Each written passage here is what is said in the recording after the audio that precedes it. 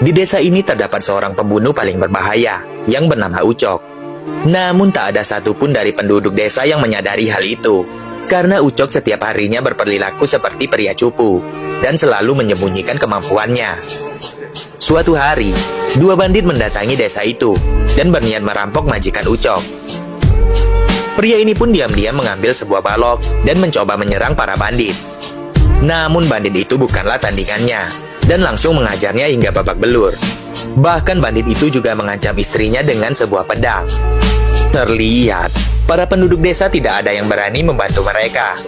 Di sisi lain, Ucok ingin membantu majikannya, namun ia harus tetap menyembunyikan kemampuannya. Ucok pun kemudian mendorong bandit itu dan terus memegangi bandit itu. Ia sengaja melawan kedua bandit itu seperti seorang pria cupu. Padahal Ucok dapat mengalahkan para bandit itu dengan sangat mudah. Namun hal itu tidak dilakukannya, agar jati diri Ucok yang sebenarnya tidak terbongkar. Terlihat, bandit itu mencoba menghabisi Ucok dengan pedangnya.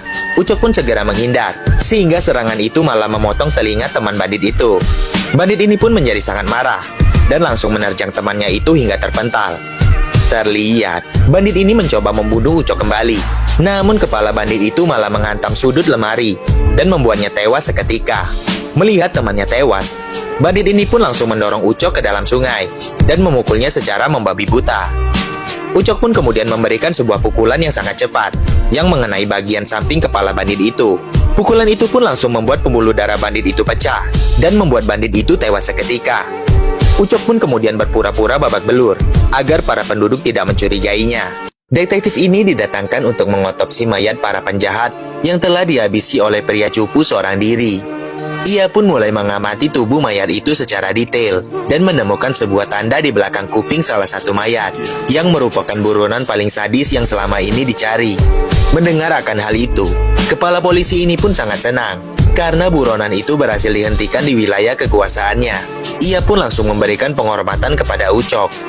Akan tetapi, detektif ini menjadi sangat penasaran terhadap Ucok si pria cupu karena mampu mengalahkan kedua buronan paling sadis itu.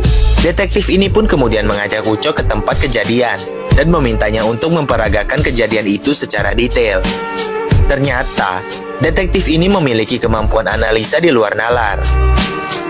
Ternyata ketika Ucok menghindari tebasan salah satu penjahat, ia sengaja mendorong kepala penjahat ini sehingga pedang itu mengenai telinganya.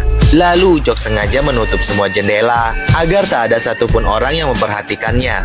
Di saat inilah, Ucok menunjukkan jati diri yang sesungguhnya. Ia membelokkan tangan penjahat itu hingga menghantam wajahnya sendiri dan membuat salah satu giginya patah.